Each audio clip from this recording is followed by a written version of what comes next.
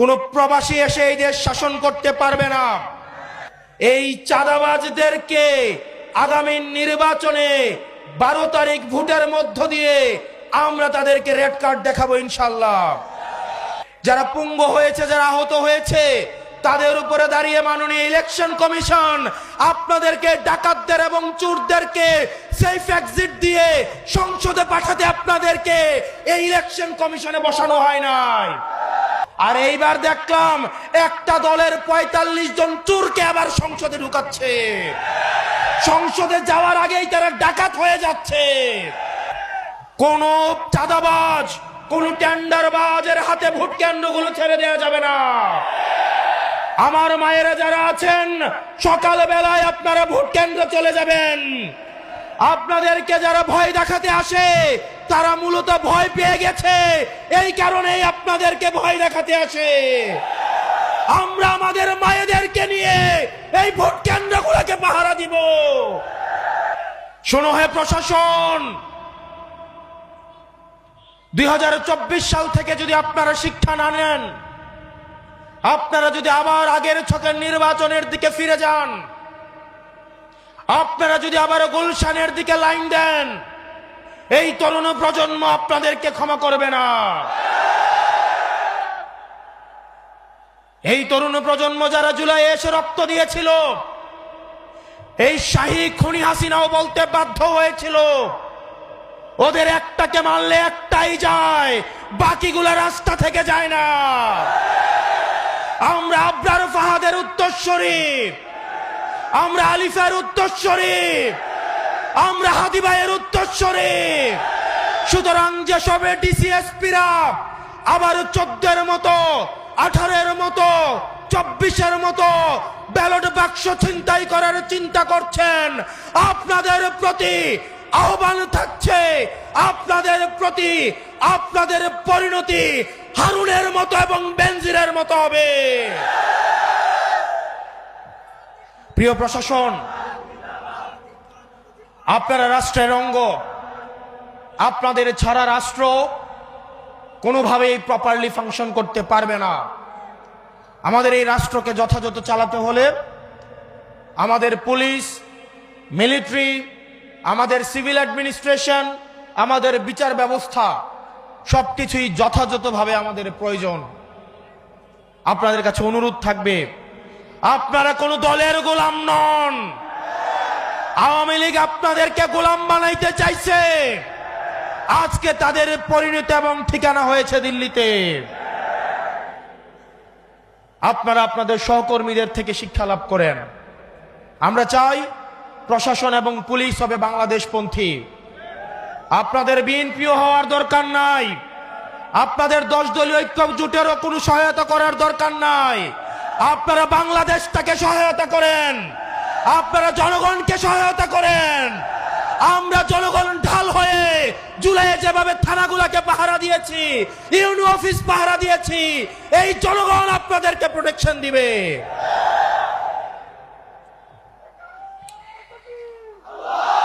আমরা চাই এই অভ্যুত্থানের পরে প্রশাসন এবং পুলিশের ভূমিকা হবে নিরপেক্ষ। অত্যন্ত দুঃখজনক, আগে আমরা দেখেছি প্রশাসন লাইন ধরত ধানমন্ডিতে, প্রশাসন লাইন ধরত হচ্ছে আমাদের আওয়ামী লীগের অফিসটা যে কোথায় ছিল, গুলিস্তানে। এখন আবার দেখা যায় প্রশাসন লাইন ধরে গুলশানে। কোন এসপি বলে দিয়ে আসে তারা নাকি তারেক জিয়াকে তার জেলার 5টা আসন, 6টা আসন, 11টা আসন উপহার দিবে। আমরা ভেবেছিলাম বাংলাদেশে এই সংস্কৃতির পরিবর্তন ঘটবে। অত্যন্ত পরিতাপের বিষয়, আমরা দেখলাম গত পরশুদিন 10 দলীয় ঐক্যবদ্ধ জোটের আমাদের এক প্রার্থী, এক নারী বোন যখন ভোটের জন্য বাড়ি বাড়ি যাচ্ছিলেন, তখন একটা দলের একজন কর্মী এই গর্ভবতী মায়েকে পেটে লাথি দেয়। যারা এই সুবর্ণচরে গৃহবধূকে গণধর্ষণ করে ধানের শীষে ভোট দেওয়ার জন্য, আবার আজকে ইতিহাসের কি করুণ পরিণতি, ক্ষমতা না যাইতেই আজকে এক সন্তান সম্ভব মায়েকে পেটের মধ্যে লাথি দিয়ে অসুস্থ করে ফেলে। প্রিয় বাউফলবাসী, আমরা দেখতে পাচ্ছি বিভিন্নভাবে রাজনৈতিক হুমকি ধামকি দেওয়া হচ্ছে, কেন্দ্র দখলের প্রস্তুতি নেওয়া হচ্ছে। অনেকেই বলছে নির্বাচনটা যাক, নির্বাচন গেলে নাকি আমাদের অবস্থা দেখে নিবে। অনেকেই বলে বাড়ি থেকে প্রয়োজনে ব্যালট ছাপায়া নিয়ে নাকি ভোট দিবে। এই তরুণ প্রজন্ম কি বসে থাকবে? এই তরুণ প্রজন্ম কি বসে থাকবে? এই তরুণ প্রজন্ম হাসিনাকে ডরায় নাই। এই তরুণ প্রজন্ম হাসিনার এই যে কামাল পেট্রোলকে 2 টাকার দাম দেয় নাই। এখন যদি কেউ মনে করে এই অপার যেই সম্ভাবনার তরুণ প্রজন্মকে আবার কামান দিয়ে, আবার পুলিশ দিয়ে, মিলিটারি দিয়ে, পেট্রোল দিয়ে আবার তাদেরকে দমন করা হবে, তাহলে তারা ইতিহাসের ভুল প্রান্তে তার অবস্থান নিচ্ছে। আগামী 12 তারিখে আপনারা যারা আছেন প্রত্যেকেই ভোট কেন্দ্রগুলোতে গিয়ে ফজর নামাজ পড়বেন। আপনারা সবাই ভোট দিয়ে এসে বাড়িতে আসবেন, ভোটের ফলাফল নিয়ে বাড়িতে আসবেন। কোন চাঁদাবাজ, কোন টেন্ডারবাজের হাতে ভোট কেন্দ্রগুলো ছেড়ে দেওয়া যাবে না। আমার মায়েরা যারা আছেন সকাল বেলায় আপনারা ভোট কেন্দ্রে চলে যাবেন। আপনাদেরকে যারা ভয় দেখাতে আসে তারা মূলত ভয় পেয়ে গেছে, এই কারণেই আপনাদেরকে ভয় দেখাতে আসে। আমরা আমাদের মায়েদেরকে নিয়ে এই ভোট কেন্দ্রগুলোকে পাহারা দিব। আমাদের ভোট এবার আমরা অবশ্যই দিব। কেউ যদি আমাদের বিরুদ্ধে ভোট দিতে চায় সে যেন নিরাপদে ভোটটা দিতে পারে, সেইটার ব্যবস্থা আমরা করব। প্রিয় বাউফলবাসী, এই তরুণ প্রজন্মের রক্তকে বারবার ব্যবহার করে শাসক গোষ্ঠী বারবার ক্ষমতায় গিয়েছে। এই তরুণ প্রজন্মের রক্ত, এই রক্ত মাখা ক্ষমতা, রক্ত মাখা গদি এই শাসক প্রজন্মের অনেক পছন্দের। আমরা এতদিন শুধু রক্ত দিয়েছি, এখন থেকে আমরা পলিসি নির্ধারণে অংশগ্রহণ করব। অতীতে যেটা হতো, সংসদে গিয়ে মানুষ চুরি করত, সংসদ সদস্যরা সংসদে যাওয়ার পরে চোর হতো, টেন্ডারবাজ হতো, লাইসেন্স নিজের নামে নিয়ে চুরি করত। আর এইবার দেখলাম একটা দলের 45 জন চোরকে আবার সংসদে ঢুকাচ্ছে। সংসদে যাওয়ার আগেই তারা ডাকাত হয়ে যাচ্ছে। আবার ইলেকশন কমিশন হেসে হেসে বলছে মনে কষ্ট নিয়ে তাদেরকে যেতে দিলাম।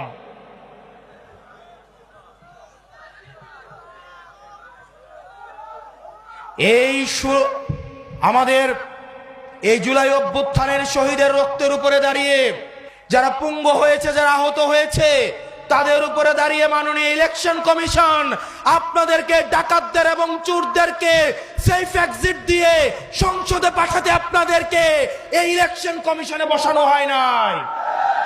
আগামী বাংলাদেশ কখনোই ঋণ খেলাপিদের হাতে উঠাই দিব না।